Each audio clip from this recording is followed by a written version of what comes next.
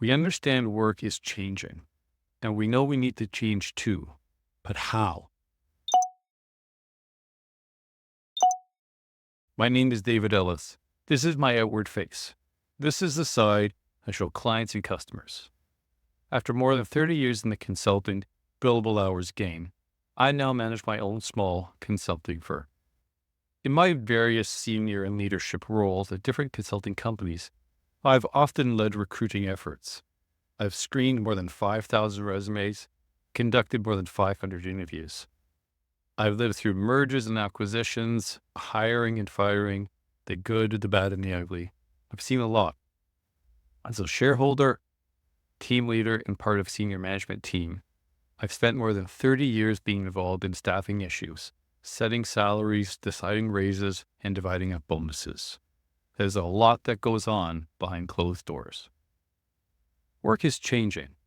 Now, I'm a big advocate of mentoring programs, both formal and informal.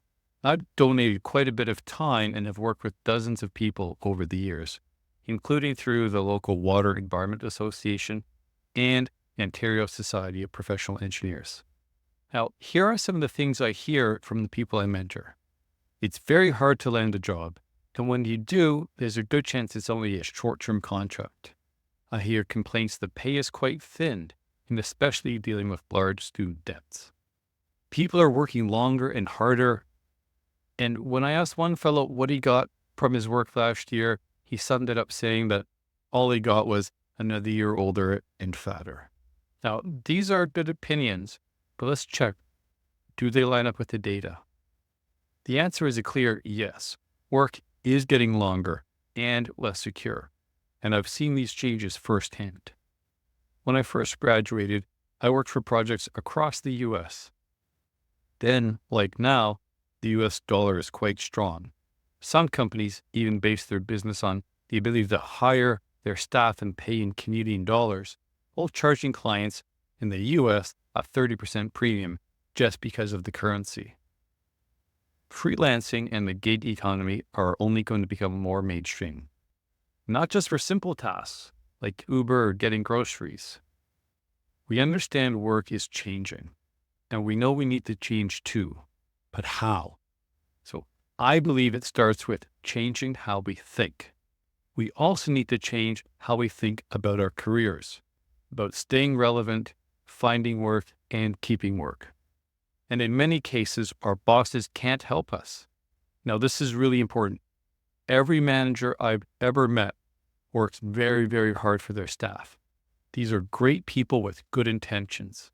The issue is that they grew up in the chalkboard era, and what they did to advance back then is not working for us now. They're so busy. They're overworked too.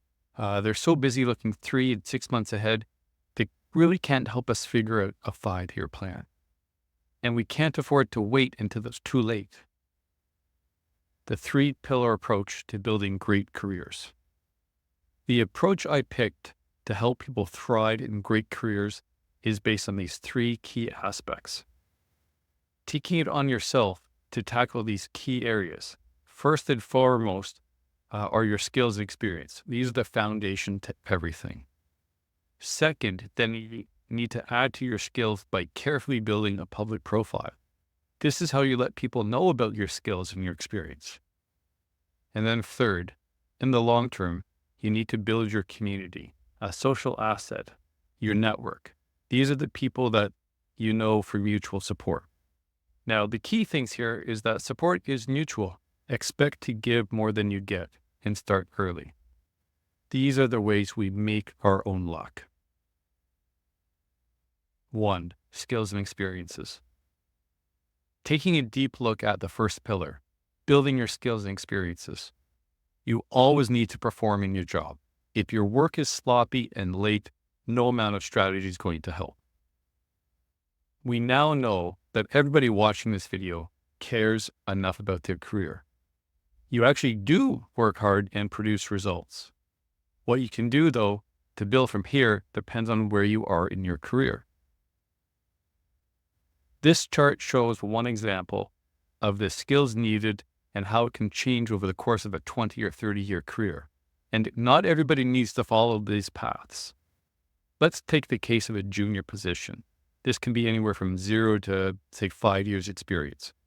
We see here that the diploma or degree is entry level. It gets you in the door. You need on-the-job training, not only to stay up to date, but to add more skill dimensions, secondary skills. So for example, if you went to school and you're a biologist, you might need to learn more about regulations in your province or state. If you're in fisheries, you might need to learn more about the specifics of culvert construction, for instance. Now, if you've got some experience and are comfortable with the basics of your job, start looking ahead. Instead of doing benthic monitoring, you'll be managing and coordinating a team of other people, including other new grads and students. So to do well, you'll need to add project management and people management skills. Similarly, as you progress into a solid intermediate position, you're still growing in your technical areas and now adding even more to your project and people management skills. Your ability to organize and motivate others becomes very important here. What can we do about our hard technical skills? We need to be committed to lifelong learning. But the great thing is that this modern time, we can now access huge amounts of free or low-cost training and skill development information. There's whatever your employer may already have, but you can also find it yourself, in person and online, through local colleges and universities, suppliers and other experts offering webinars or content, like this video. There are technical meetings and research journals. Right now, you can take a course in construction project management from Columbia University or water management from Delft University. This is education from top flight schools in the world. Some are free and some are low cost. Don't forget, you'll need to build the soft skills too, though. In the long run, soft skills are even more important than hard technical skills. More important and also harder to learn.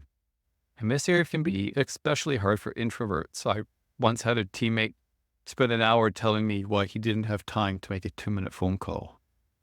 You can't read a book and just hope to become an expert communicator overnight. Like any performance, it takes years of practice to get good at it. Make a long-term plan to work at your communication skills. Take a course, present at seminars, get coaching, and expect to pay. Now, I'm going to say that again. Expect to pay. Here at Azura, we pay more than $25,000 every year to access a team of very experienced business mentors. For me, as a firm leader, that is still better than stopping work for a year or two and going off to do a generic MBA degree. Experiences. In addition to managing your skills, you need to be actively managing your experiences. You probably already do a regular check-in with your boss or mentor. Remember to do annual resume updates. Add the projects you worked on and note the new skills. Now, if there are only 1 or 2 new skills, though, that's a warning.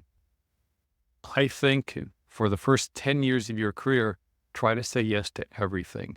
Skill and experiences are more valuable than money. Now, one cautionary tale. I started mentoring a young woman who was frustrated at not being promoted. And after we talked about her experiences, I had the sad news of telling her that I didn't think she had 5 years of experience. She really only had 1 year of experience 5 times. The elephant in the room. I can hear you thinking, this is bonkers. He just gave me another 10 hours a week of work to do. I don't have time. So let's be really specific. A part-time program, and there are lots of options. So myself, for many years, I committed to doing 1 course a year. That meant 1 night a week for 12 weeks, once a year as a formal course. Now, I meet with my business mentor once a month. And in between, he hosts meetings with other business leaders so that we can learn from each other. And this mentoring, now remember, despite having worked for more than 30 years and having my own consulting firm, I still pay for mentorship. In between meetings, he phones me and harasses me and torments me about how I'm getting on towards my objectives. He calls himself a tormentor, not a mentor. So on top of that, add in 2 hours a week of reading. That's 20 minutes a day. A simple podcast on your way to work. That's it. Let's talk about priorities. When we take ownership of what we do, well, instead of saying, I don't have time to go to the gym, try saying, my priority right now is to sit on the couch with my son, eat chips, and watch the Super Bowl. I think that's a great priority. What happens though, if your daughter comes to you and says, Daddy, come color with me, and you say, sorry, I don't have time. What if you say to her, sorry, sweetie, you're just not a priority right now. When we hear it out loud, we can start making other decisions and take other actions. Oh, Dave, this is going to cost a ton of money. You're right. It will cost money. It's pennies compared to a university education. It does not have to cost a lot, though. There are many no-cost or low-cost options. Your boss might pay or might pay part. Here's the key. Do it anyway. It's your career. Do it. Plan to pay for it yourself. Ask your boss to pay for a 2-day course. If they start telling you about tight budgets, that's very true. Offer to share the pain. Take the days, book them as vacation days, and ask if the company can pay for the registration. And if they still won't pay, you pay. Do it anyway. Find a friend to go with. Split an Airbnb. Get to the course. Get to that situation. Get to that tree. We need to invest in ourselves. In the information age, it takes good money to have really, really excellent content. And good information costs good money. 2, professional profile. Having invested in ourselves, we need the second pillar to get closer to the payoff. The second pillar is about establishing your profile. This profile is both public and professional. By profile, I mean, this is how people who have never even met you perceive you. It's extremely important. It's important for all hiring decisions. No one likes an arrogant jerk who is always telling people about how smart they are. Online profiles speak for you, though. They can tell people about you. And this is also where credentials come in. A certification or credential is a great way, in only 2 letters, to let people know both your education and experience background. Credentials also let people know you are serious about advancing your career. It doesn't guarantee you the job, but it helps you get the interview. Expanding on the idea of your digital footprint as a key part of your public profile. Now, of course, you need to keep it neat and tidy. Now, I put resumes in the shredder pile after checking out someone's online profile. Not usually because of a specific thing or I have a beef with St. Patrick, but someone who is promoting a perpetual motion engine, is not very clever and is lacking in critical thinking skills, or perhaps just has poor judgment. I didn't think I could trust them to be in a client situation without supervision. Don't limit yourself to the usual social media channels. Anywhere your name can appear, you want to be sure to present the best version of yourself. Things like SlideShare and ResearchGate, for instance, these can act as digital portfolios of your work and help you build credibility across multiple audiences. LinkedIn. I've got a whole section here on LinkedIn because it really has changed the game for all of us. Now, there are lots of sites with LinkedIn tips. I won't repeat them all here. The key is for you to do the work. Find a tip sheet, 5, 10, 20, 30 suggestions. Pick some and do them. You get to prove you have good thinking and decision-making skills by what you decide to implement on your LinkedIn profile. Now, a word of caution, LinkedIn is not Facebook. Just sharing pictures and other people's content is a bad idea. It does not prove you have good judgment. The same goes for making connections. Don't ever just click on connect buttons. Always make a personal introduction. Now, I get at least 20 requests a week from people I've never heard of. I delete or ignore almost all of them. Almost. I mentioned professional associations as a great way to build your skills, both technical and communication skills. They are also a great way to build your profile. When you spend time contributing to the organization and volunteering, it leaves clues, little digital breadcrumbs. I Googled the name of one of the women I've been mentoring and came up with a brochure where she was volunteering. If I didn't already know how clever and hardworking she was, seeing her name in that context would have only added to the impression that she is both technically sharp and a rising star in our industry. Take this example. This you might find if you were researching me. You'd see that I was presenting on anaerobic digesters and making sewage treatment plants energy positive all the way back in 2016. So go ahead, do some online digging. What would an employer or customer find if they tried to look you up? 3, professional network. Having a solid skill set is the critical setup to everything. Then, letting people know how great you are with your digital profile helps you get in the door. But to close the deal, you need a professional network.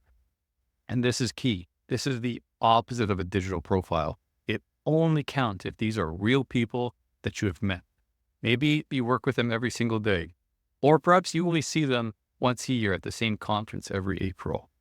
Either way, skills and profile are ways to build your network, but these other things to open the door to genuine relationships with real people. To know if it is real, ask yourself, if I ran into them at a conference, could I walk up to them? Could I say, "Hi, Steve, how are you?" Would they recognize me? Could we start a conversation? Or, worst case, I got fired tomorrow. Could I phone this person and ask to get together over coffee? If the answer is no, they may be part of your broader network, but your relationship is not where it probably could be. Building a network and building trust takes decades. It's never too early to start. And people move, you never know what opportunities might come up. For example, a former coworker of mine moved between several jobs and is now a very senior person with a government regulatory agency. It helps that we can walk into a room, know each other immediately, and start a meeting on a footing of respect and trust. Look at the professional associations that apply to you. Having already worked so hard in your professional associations and learned many things, you've added to your online profile, and now use them to help build your network too. So here, the key is to volunteer for a role, not just any role, a role that puts you in a place to meet industry leaders. That's the secret sauce. Arranging speakers for your student or industry association is the greatest excuse ever for you to phone random senior people in your industry who will not hang up on you. You're not phoning them for a job. You're phoning to help them build their profile by offering them a place to come and speak. By volunteering to work at these industry events, you have another opportunity to prove you're reliable and hardworking. The impression you give people, the memories they take away from the events, these last. And then to be sure to connect with them by email and through LinkedIn afterwards. Again, prove that you are the sort of person who follows up. Building a strong career. As we think back to the 3-pillar approach, I'd say this is actually one of the best times for young professionals. There is easy access to a huge amount of training, most of it free. Something as simple as choosing to listen to a podcast or a video like this on your way to work is now easier than ever before. Add to that the global opportunities, both for paid work and volunteer experiences. If you're on this video, then you can reach out through the internet and connect with people and jobs across the globe. This truly is a great time to be a young professional. So to recap, we can take advantage of technology advances by using the 3 pillars to focus on gaining skills and experience, building a profile and digital footprint, and developing a network of people we know for mutual support and benefit. Some people are lucky, and I truly believe that we can all use these 3 pillars to make our own luck and build great careers. Now wait, this next piece is probably the most important one in the whole presentation. These 3 pillars and the topics in this video are just that, the tip of the iceberg. Thank you for staying to the end. The most important thing is also the hardest. Not complex, but hard. Can you pick just one thing to do today, right now, to help you be a little bit more lucky tomorrow? It all comes down to you taking action. Thank you.